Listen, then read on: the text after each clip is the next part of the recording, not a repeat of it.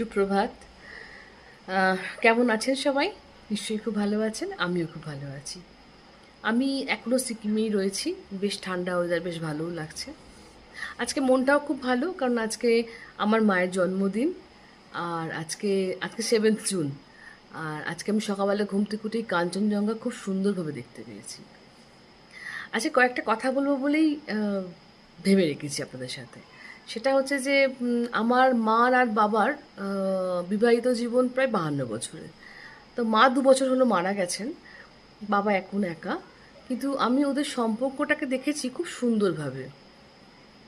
এত দুজনকার ধৈর্য, এই কথাটা বলছি তার কারণ এখন আহ, খুব সমস্যা এই সম্পর্ক নিয়ে, বিশেষ করে স্বামী স্ত্রীর মধ্যে ধৈর্যের ভীষণ অভাব, একে অপরকে বোঝার ভীষণ অভাব, একে অপরকে জানার ভীষণ অভাব।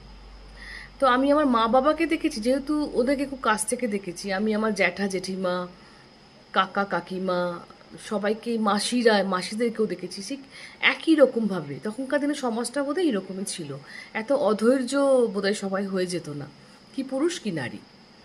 আমি দেখেছি আমার যখন মা প্রচণ্ড মানে রাগান্বিত হয়ে গেছে, হয়তো খুব বকাবকি করছে বাবাকে, বা কিছু একটা হয়েছে, তো তখন একদম বাবা বেশ চুপ করে বসে থাকতেন, বাবা কোনো কথা বলতেন না সেই বিষয়ে। হয়তো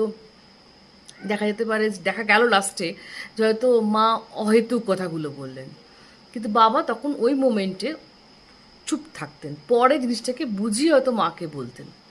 আবার ঠিক একইভাবে বাবা হয়তো কোনো কারণে খুব ডিস্টার্ব রয়েছেন, অফিস থাকে, আমরা তখন সবাই বড় হচ্ছি, পড়াশোনা সব কিছু নিয়ে হয়তো খুব ডিস্টার্ব থাকতেন।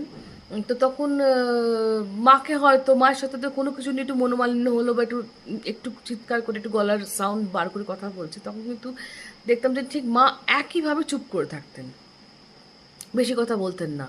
সেই ক্ষেত্রেও দেখেছি যে হয়তো সেই মোমেন্টে মায়ের কোনো ভুলই ছিল না, হয়তো বাবাই বেশি ভুল করেছেন, বা বাবারই কথাগুলো বলার কোনো মানেও ছিল না।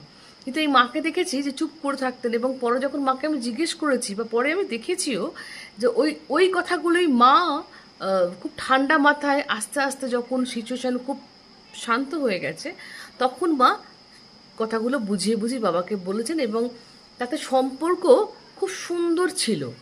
একে অপরকে মানে তার দুঃখ তো প্রকাশ হতেই পারে, অভিমান রাগ সবটাই প্রকাশ পাবে, রিপুগুলো যখন আছে তখন তো প্রকাশ পাবেই। কিন্তু আর প্রকাশ পাওয়ার ধরন প্রত্যেকের আলাদা।